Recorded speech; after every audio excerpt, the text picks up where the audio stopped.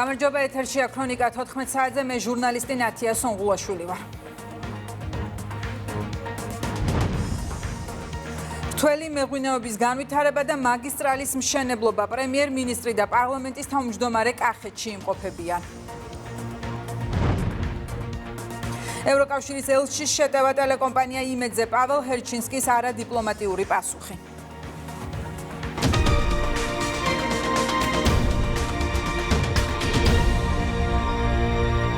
ამ წუთებში სახელმწიფო უსაფრთხოების სამსახურში ბრიფინგი იწყება, პირდაპირ ეთერში ვრთავთ უწყებას.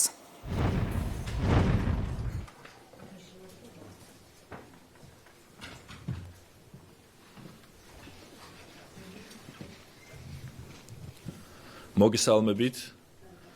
საქართველოს სახელმწიფო უსაფრთხოების სამსახურის ანტიკორუფციული სააგენტოს მიერ საქართველოს პროკურატურასთან ერთად ჩატარებული ერთობლივი ღონისძიებების ფარგლებში სასამართლოს განჩინების საფუძველზე სახელმწიფოს კუთვნილი 4.184.249 ლარის თაღლითურად დაუფლების ფაქტზე დაკავებულია შპს BP ტრანსის დირექტორი VK, ამავე კომპანიის თანამშრომელი IČ და საზედამხედველო კომპანიის 3 თანამშრომელი.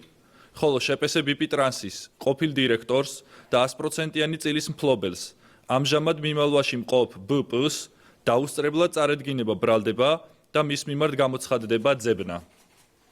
საქმე ეხება დიდი ოდენობით თაღლითობას და თაღლითობაში დახმარებას. კერძოდ, საქართველოს რეგიონული განვითარებისა და ინფრასტრუქტურის სამინისტროს კუთვნილი დიდი ოდენობით თანხის მოტყუებით დაუფლების ფაქტს.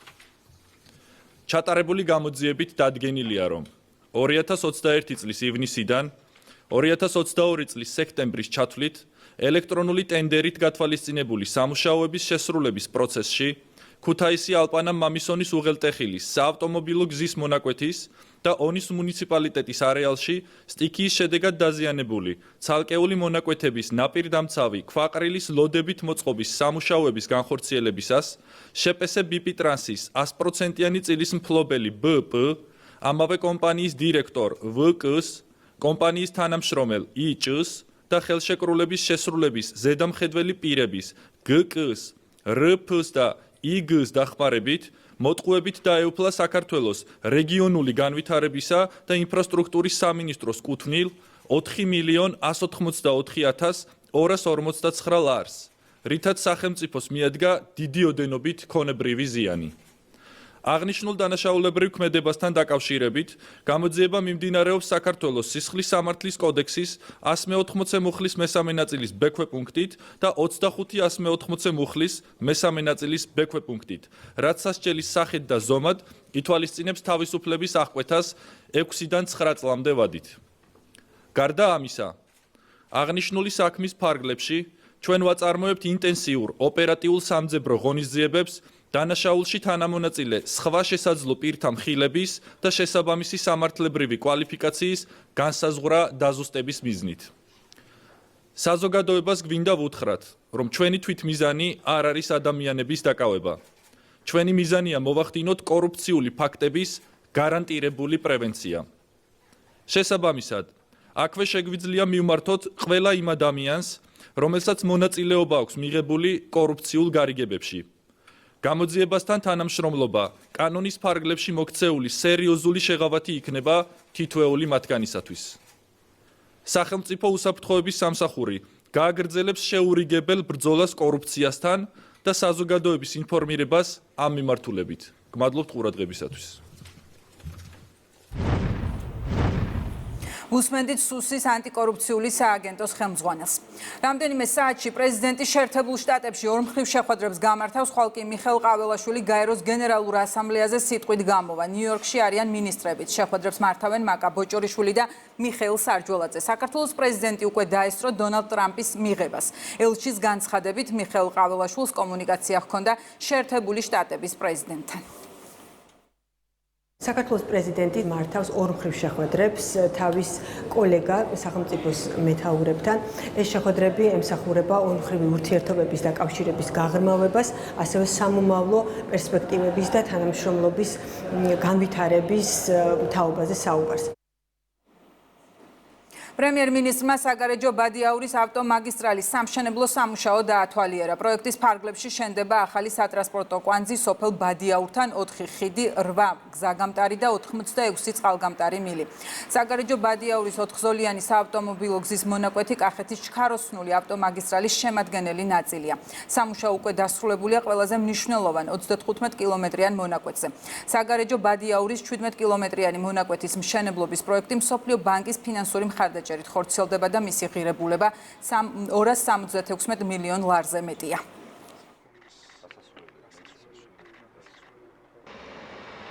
აქტიურ ფაზაში არის საგარეჯო ბადიაურის ავტომაგისტრალის მშენებლობა. ეს მნიშვნელოვანი მონაკვეთია კახეთის მიმართულებით. იცით რომ მოეწყო უკვე მოწყობილი არის თბილისის საგარეჯოს 35 კილომეტრიანი მაგისტრალი. ჩვენ ამ პროექტით ვაგრძელებთ მაგისტრალის მშენებლობას და უახლოეს პერიოდში ჩვენ აქტიურად მუშაობთ დონორ ორგანიზაციებთან, რომ უახლოეს პერიოდში გაგრძელდეს კახეთის მიმართულებით მაგისტრალის მშენებლობა და იმედი გვაქვს, რომ უკვე მომავალ წელს აქტიურ ნაბიჯებს გადავდგამთ ამ მიმართულებით. საქართველოში ფრანგული კონიაკის წარმოება იწყება. პროექტს მეღვინეობა კაჭრეთი საფრანგეთის ერთ-ერთ ყველაზე ცნობილ და ტრადიციულ კომპანიასთან თანამშრომლობით განახორციელებს. პარტნიორობა ერთ-ერთი ყველაზე პოპულარული ბრენდის ნაპოლეონის კონიაკის წარმოებას გულისხმობს. მეღვინეობა კაჭრეთში პრემიერ-მინისტრი პარლამენტის თავმჯდომარესთან ერთად იმყოფებოდა.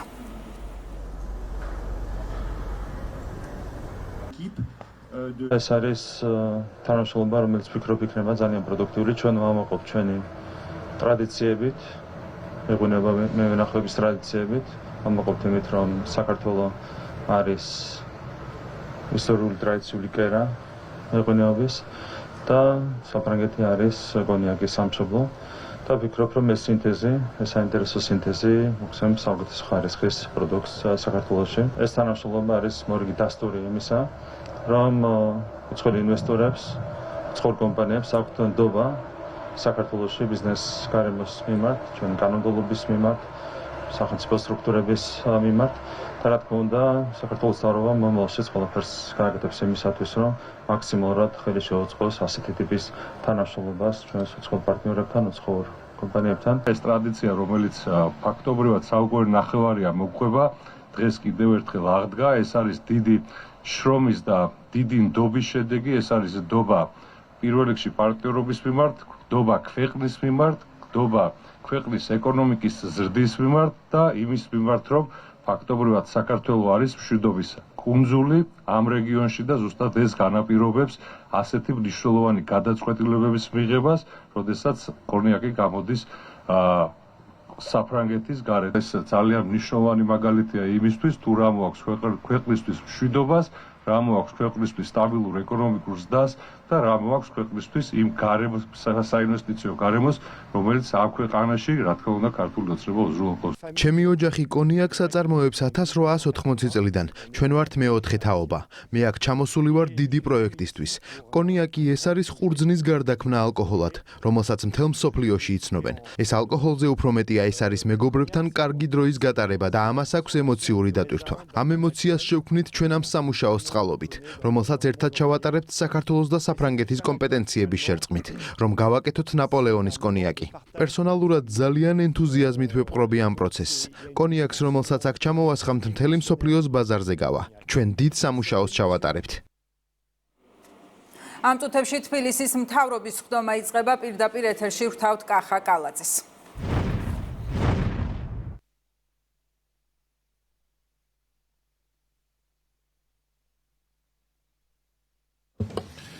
დღემშვიდობისა, მოგესალმებით მეგობრებო.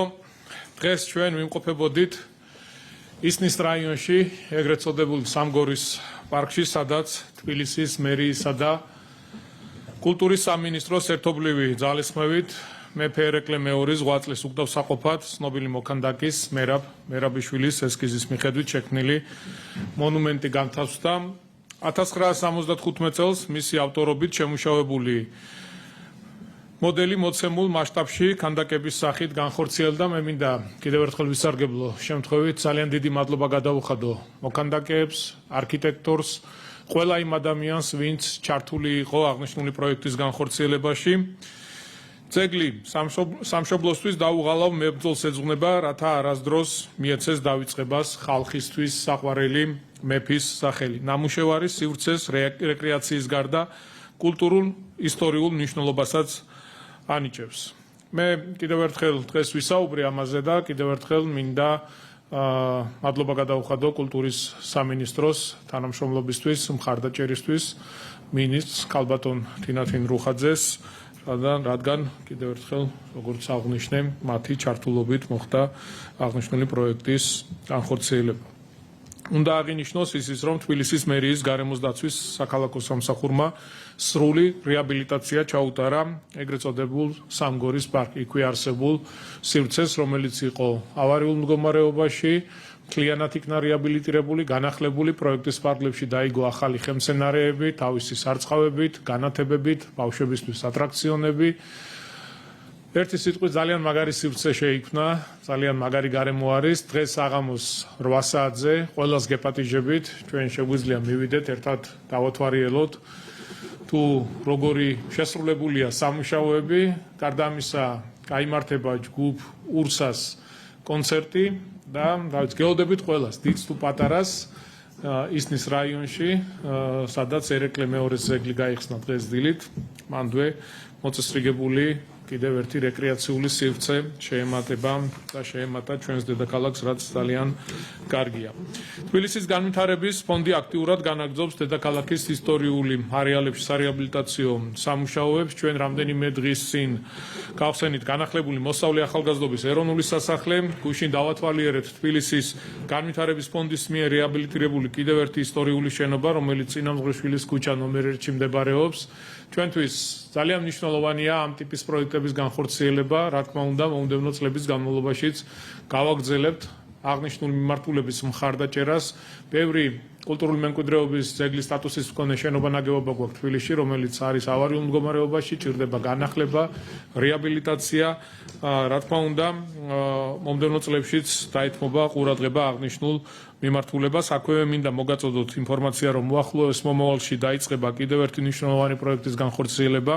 ეს არის სულხან-საბა, ორბელიანისა და ინგოროყვას ქუჩების სარეაბილიტაციო სამუშაოები, ქუჩის მოწესრიგება, იქვე ამ ქუჩებზე განთავსებული შენობა-ნაგებობების სრული განახლება, რეაბილიტაცია.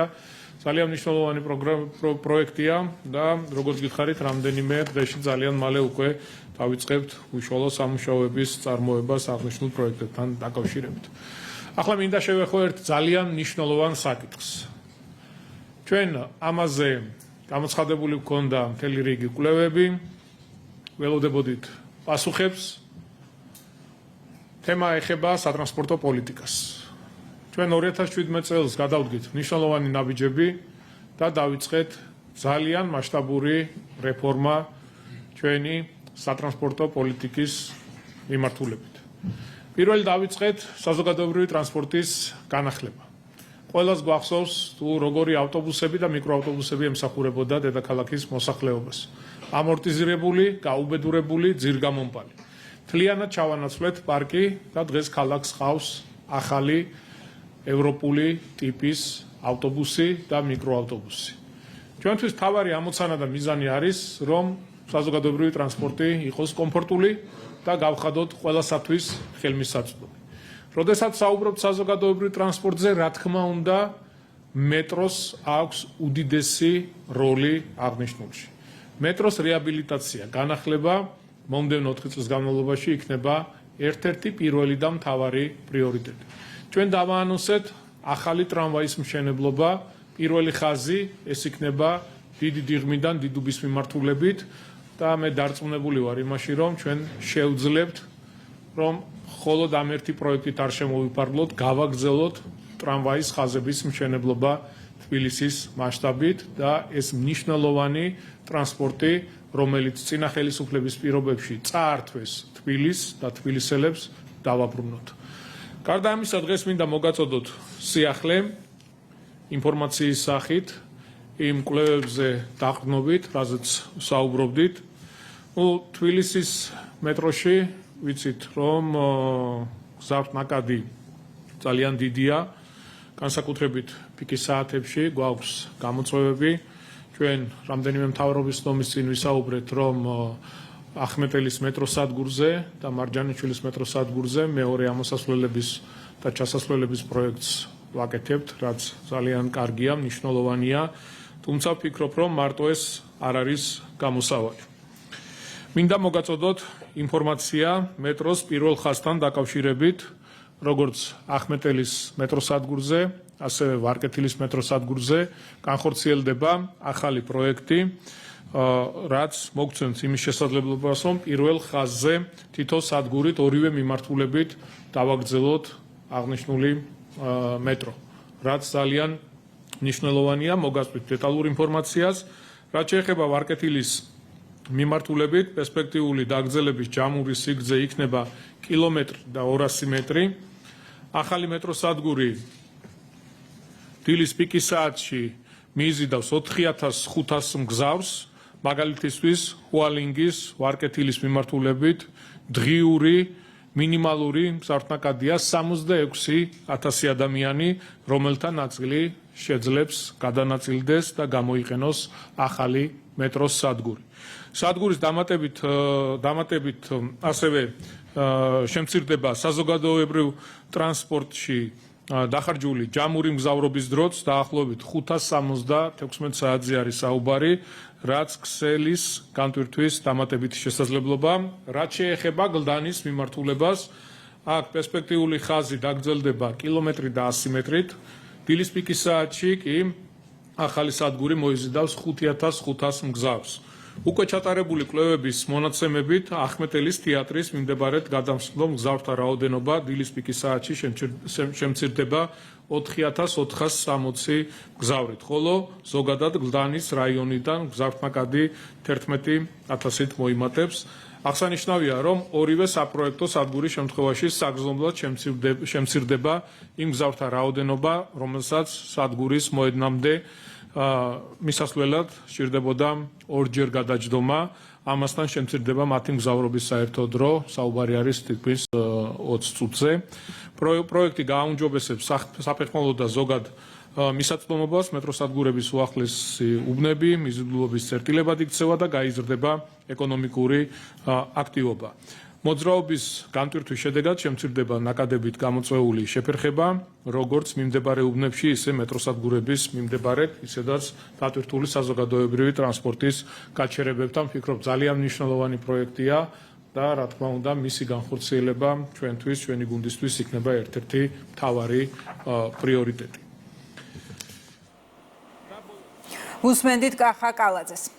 არჩეული მთავრობის ფუნქციონირების შეფასებით საქართველოს ევროკავშირის კანდიდატ ქვეყნებს შორის პირველ ადგილზეა. მონაცემები ევროკომისიამ Freedom House-ის 2025 წლის ანგარიშის ფარგლებში გამოაქვეყნა. საქართველოს მთავრობამ 7 ქულა მიიღო და ევროკავშირის კანდიდატ ქვეყნებს შორის პირველ ადგილზე გავიდა ნატოს წევრ ალბანეთთან, ჩრდილოეთ მაკედონიასთან და მონტენეგროსთან ერთად თანაბარი შეფასებით. რეიტინგით საქართველოს ყველა მეზობელ ქვეყანას უსწრებს და პოსტსაბჭოთა სივრცეში ბალტიის ქვეყნების შემდეგ მეოთხე ადგილზეა. მთავრობის ფუნქციონირების შეფასებით საქართველოს უთანაბდება სინგაპურს და უსწრებს ნატოს და ევროკავშირის წევრ ორ ქვეყანას, უნგრეთს და თურქეთს. რაც შეეხება ევროკავშირის სხვა ახალ კანდიდატ სახელმწიფოებს, მოლდოვას და უკრაინას, ეს ქვეყნები არჩეული მთავრობების ფუნქციონირებით ევროპის უკანასკნელ ექვსეულშია რუსეთთან, ბელარუსთან, ბოსნია-ჰერცეგოვინასთან და სერბეთთან ერთად. საქართველოს წარმატება არის ფაქტობრივად ქვებით, მიოფანტული ქვებით სავსე რიყე. სადაც ევრობიუროკრატიის წარმომადგენლები გამოდიან, გამოიხედებიან, მაგრამ ხელებს აცეცებენ და არაფრის დანახვა არ უნდათ. თუ რაღაც 2-3 წლის წინ ტერმინოლოგიაში ყველა იყენება, რომ აღქმები, არის ასეთი აღქმა საქართველოს, არის ასეთი აღქმა და მთლიანად ეს ტერმინი თუ დააკვირდებით პოლიტიკური ლექსიკონიდან მოვასპობინეთ და დაუპირისპირეთ ფაქტები. აგერ არის ფაქტები, რომელსაც თავარია თავად ქმნიან. ან საკუთარი დაკვეთით ხდება, ან თავად იზიარებენ, აზიარებენ და ეყრდნობიან ამ ანგარიშებს და შეფასებებს და შემდეგ რო ვეუბნებით, რომ აი კი მაგრამ ფურცელი ფაქტი, რაღაც ისე ცაში და ღრუბელში იყურებიან, თითქოს არაფერი სმენიან და არაფერი მომხდარა. ჩვენ ამას ყველაფერს არ ვაკეთებთ არც ბრიუსელისთვის და არც ერთი სხვა დედაქალაქისთვის. ჩვენ ამას ვაკეთებთ საქართველოსთვის და ქართველი ხალხისთვის და ამას უპირველეს ყოვლისა ხედავს ქართველი ხალხი. 10 დღე რჩება არჩევნებამდე ოპოზიცია კი არეულობისთვის ემზადება. კოლექტიური ნაცმოძრაობა ხალხს ძალადობრივ აქციაზე ეპატიჟება და ვეღარ მალავენ, რომ მათი გეგმა არა მშვიდობიანი პროტესტი, არამედ ძალადობა. ხელისუფლება ყველას მკაცრად აფრთხილებს, რომ ნებისმიერ გადაცდომაზე შესაბამისი პასუხი იქნება. დეტალებს ნინი გოგიშვილი გაგვაცნობს.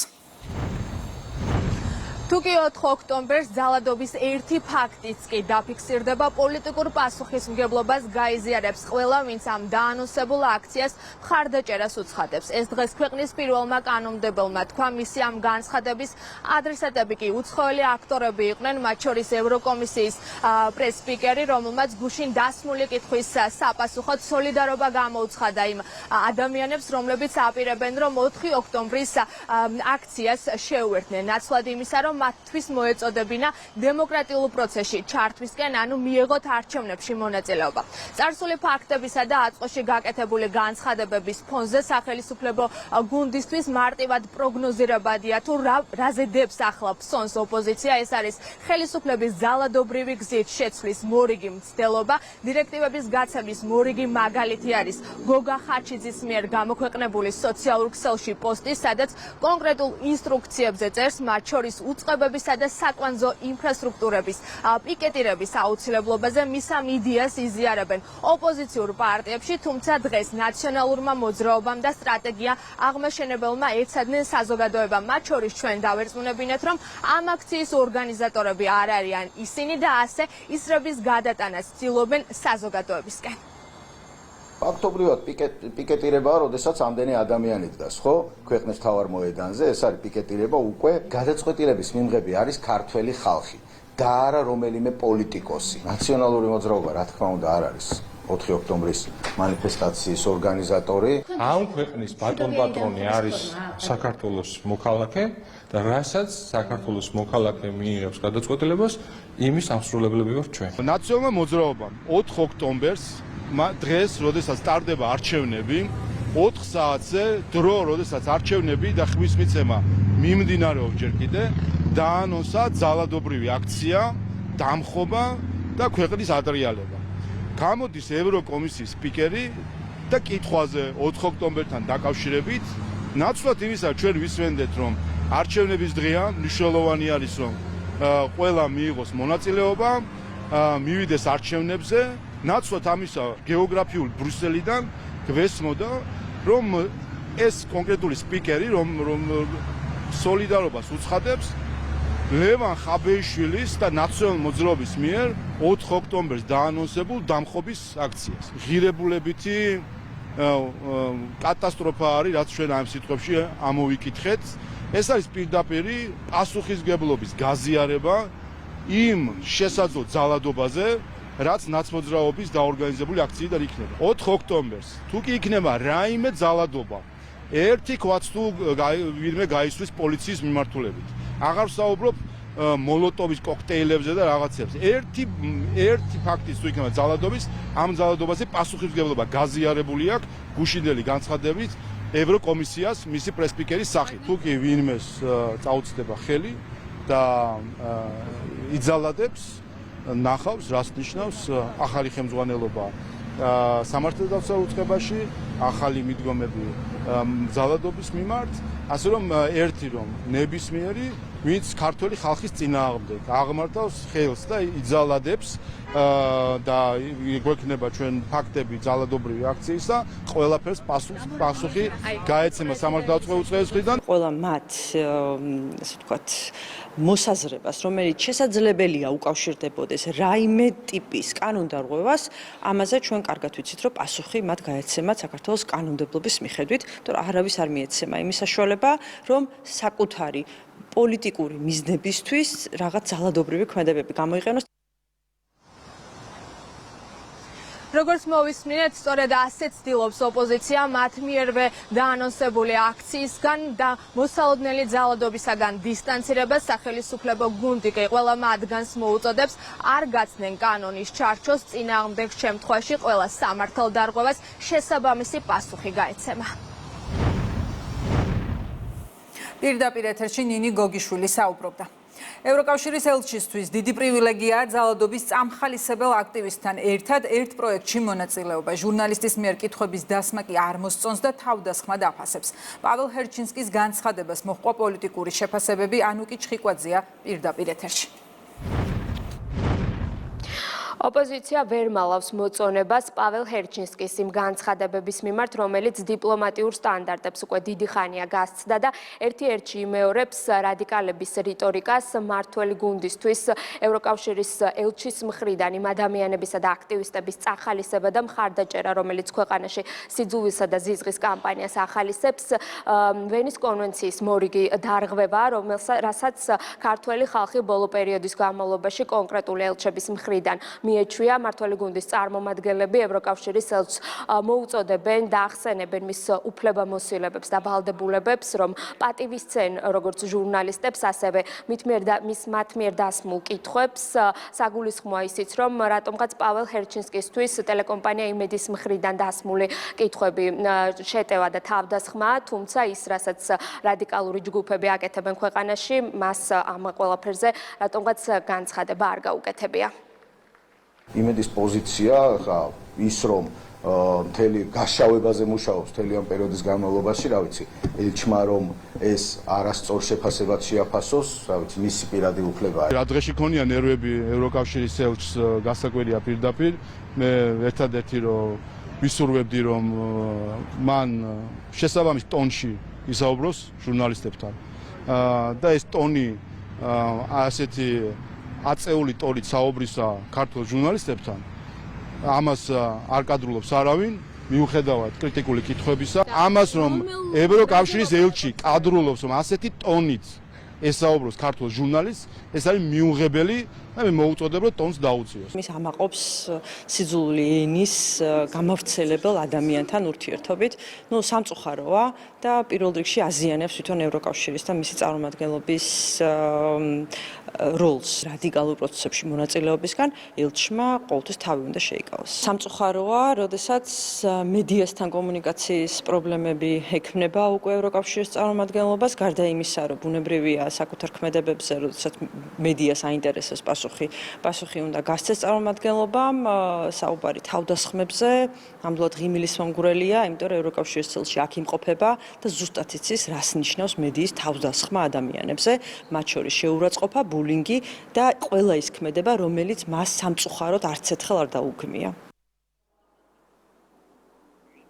არაერთი მცდელობის შემდგომ ევროკავშირის ელჩმა ტელეკომპანია იმედის კითხვას უპასუხა და მან განმარტა, რომ ის ამაყობს იმ ადამიანებთან თანამშრომლობით, რომლებიც ქვეყანაში ზიზღის კამპანიას აწარმოებენ და ახალისებენ, ხოლო მისთვის ტელეკომპანია იმედის მხრიდან დასმული კითხვები თავდასხმად შეფასდა მისი მხრიდან. ეს ანუკი ჩხიკვაძე იყო. თბილისის პარალიზების გეგმას პარლამენტის თავმჯდომარე ეხმიანება შალვა პაპუაშვილი ლელოს სტრატეგიას მსოფლიო ისტორიაში განსაკუთრებულ მოვლენას უწოდებს. თბილისის მერობის კანდიდატი ირაკლი კუპრაძე არჩევნებში იბრძვის იმისთვის, რომ მოაწყოს კოლაფსი და ქალაქის ბლოკირება.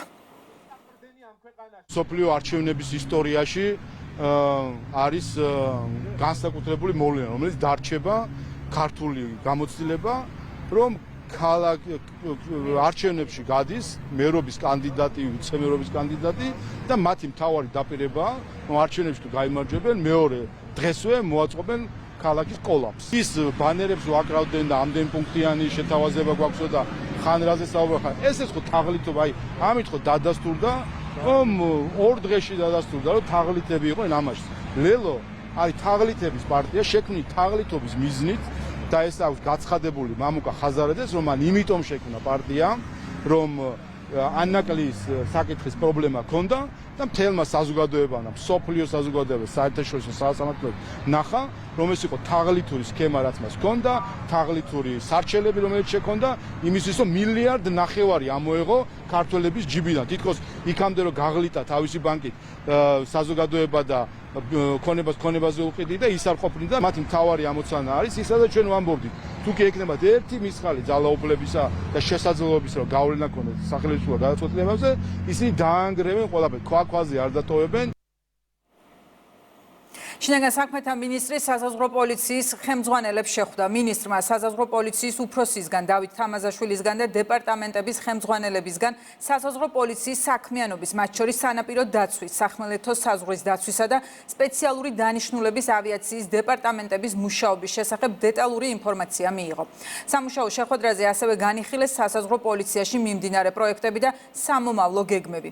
გეკა გელაძემ საზღვაო პოლიციის თანამშრომლებს გაწეული ეფექტიანი სამსახურისთვის მადლობა გადაუხადა და პროფესიულ საქმიანობაში წარმატება უსურვა.